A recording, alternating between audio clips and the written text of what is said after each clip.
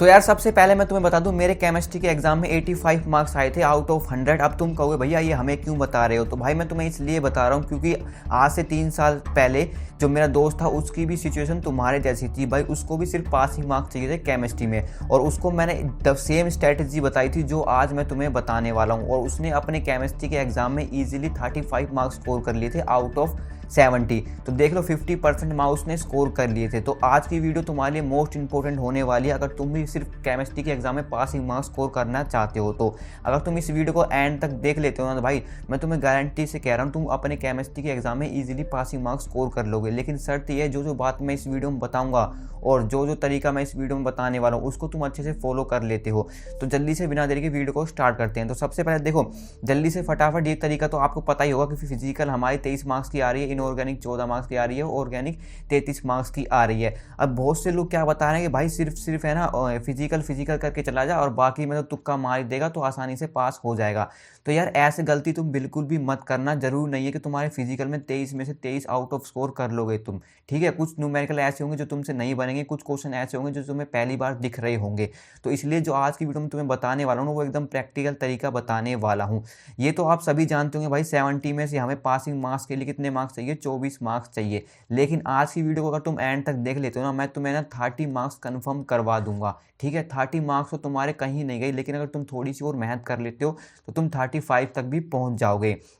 अब भैया करना कैसे है, तो देखो सबसे पहले जो तरीका मैं तुम्हें बताने वाला हूँ ये टॉपिक तुम्हें सिर्फ पढ़ने हैं, और ऑर्गेनिक में क्या पढ़ना है वो भी मैं तुम्हें बताऊंगा, ठीक है। ऑर्गेनिक को छोड़ने की गलती बिल्कुल भी नहीं करनी है, और जो छोड़ रहा है वो भाई सबसे बड़ा मूर्ख है।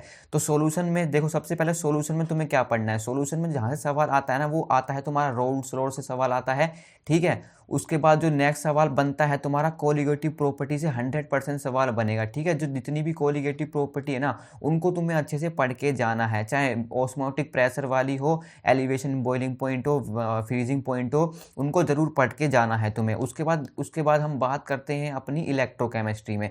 इलेक्ट्रोकेमिस्ट्री में तुम्हें क्या पढ़ना है, नर्स इक्वेशन से आपका 100% एक सवाल देखने को मिलेगा।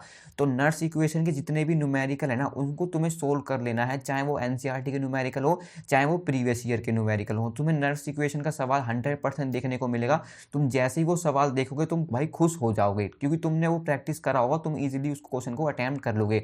उसके बाद जो तुम्हें करना है, कोलार्स लॉ की डेफिनेशन तुम्हें पता होना चाहिए, और इसके तुम्हें न्यूमेरिकल 100% चांस है। भाई देखो 9 मार्क्स का ये चैप्टर आ रहा है, अगर तुम 9 मार्क्स में से 6 मार्क्स भी कंफर्म कर लेते हो ना तो तुम्हारे लिए बहुत बड़ी बात हो जाएगी। तो तुम्हें नर्स इक्वेशन को अच्छे से पढ़ के जाना है, कोलार्स लॉ को अच्छे से पढ़ के जाना है, और इलेक्ट्रोलिटिक कंडक्शन को अच्छे से पढ़ के जाना है। कंडक्टिविटी और कंडक्शन में बच्चे कंफ्यूज आते हैं, तो तुम्हें इनको अच्छे से पढ़ लेना है, ठीक है। जो टॉपिक मैं बता रहा हूँ तुम्हें इनको तो बिल्कुल भी स्किप नहीं करना है। बाकी अगर तुमने पढ़ रखा है तो बहुत अच्छी बात है। अब हम बात करते हैं केमिकल काइनेटिक्स में तुम्हें क्या पढ़ना है। केमिकल काइनेटिक्स में तुम्हें रेट लॉ को अच्छे से पढ़ के जाना है, units of rates law constant, जो के की वैल्यू है उसके थ्रू आपको यूनिट्स बताने को आएगी, ठीक है। यूनिट्स आपको जरूर पता होनी चाहिए किस तरह से निकाली जाती है। और उसके बाद जो इसमें सबसे ज़्यादा इंपॉर्टेंट है वो भाई तुम्हारा जीरो ऑर्डर का और फर्स्ट ऑर्डर का जो न्यूमेरिकल बनते हैं, जो उनकी इक्वेशन है वो आपको अच्छे से पता होनी चाहिए। और सबसे ज़्यादा इंपॉर्टेंट इसमें जो ग्राफ अगर तुमने समझ लिया ना तो तुम आर्हेनियस इक्वेशन को तो जरूर पढ़ लोगे, ठीक है।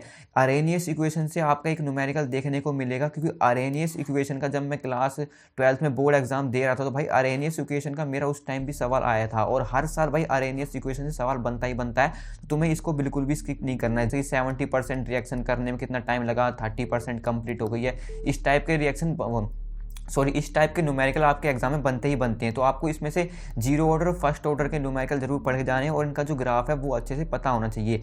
इस पे आपके छोटे मार्क्स के क्वेश्चन बनेंगे, 1 या 2 मार्क्स से यूनिट ऑफ रेट कांस्टेंट पे, या फिर आपका एमसीक्यूज में बन गया रेट लॉ पे इस पे। लेकिन ज़्यादा बड़े मार्क्स के आपके इस पे बनेंगे, आर्हेनियस इक्वेशन पे और फर्स्ट ऑर्डर पे।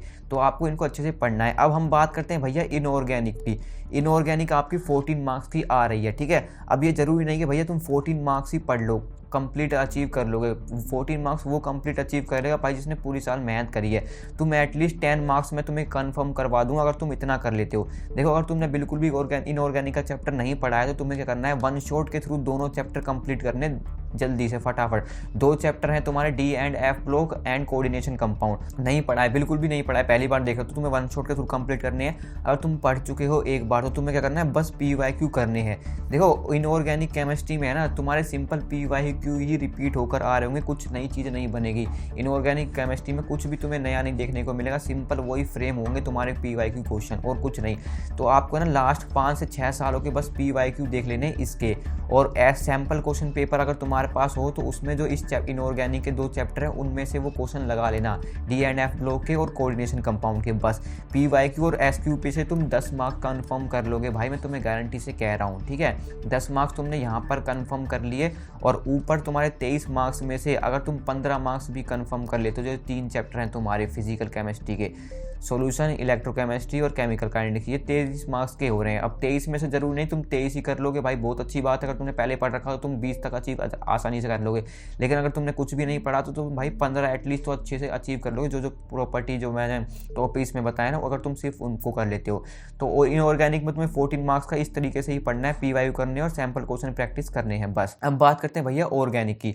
देखो ऑर्गेनिक में बहुत से बच्चों को डर लगता है और इसको बच्चे छोड़ के जाते हैं, और यही सबसे बड़ी मिस्टेक करते हैं। तो तुम्हें सिंपली इसमें 2 ही चैप्टर करने हैं। अगर तुमने पहले बिल्कुल भी नहीं पढ़ा है, तुम्हें बहुत डर लग रहा है भाई ऑर्गेनिक से, कुछ भी समझ में नहीं आती, तो तुम सिंपल क्या करो, बायोमोलिक्यूल्स और अमीन्स वाला चैप्टर तुम्हें करना है, कुछ भी नहीं करना भाई, बाकी के चैप्टर छोड़ दो। अगर तुम्हें समझ में नहीं आ रहे हैं तो अमीन्स वाला चैप्टर और बायोमोलिक्यूल्स वाला चैप्टर करना है। अब मैं ऐसा क्यों कह रहा हूँ, तो भाई इनकी जरा तुम एक बार वेटेज देखो, बायोमोलिक्यूल की 7 मार्क्स की वेटेज है और अमीन्स की 6 मार्क्स की वेटेज है। अमीन्स जो चैप्टर है वो बहुत ही छोटा चैप्टर है, इसमें से अगर तुम 6 मार्क्स कंफर्म नहीं कर पाए तो एटलीस्ट 4 मार्क्स तो कंफर्म कर लोगे। और वो भी मैं तुम्हें बता देता हूँ सवाल आपका कहाँ से बनता है। सवाल आपका बनता है बेसिक स्ट्रेंथ से सवाल बनेगा और टेस्ट पे सवाल बनेगा, ठीक है।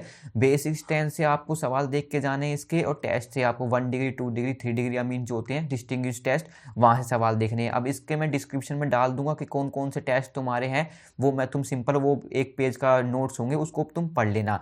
उसके बाद बायोमोलिक्यूल में तुम्हें ग्लूकोज की रिएक्शन अच्छे से पढ़ लेनी है। देखो बायोमोलिक्यूल थ्योरेटिकल चैप्टर है, कोशिश करना है इसको अच्छे से कंप्लीट करके ही जाओ, क्योंकि जो इसकी वेटेज है ना वो 7 मार्क्स की वेटेज है। तो DNA RNA से सवाल बनता है, इसका ग्लूकोज रिएक्शन से सवाल बनता है, और जो आपका प्रोटीन हो गया फाइब्रस प्रोटीन, ग्लोबुलर प्रोटीन, वहाँ से सवाल देखने को मिलता है।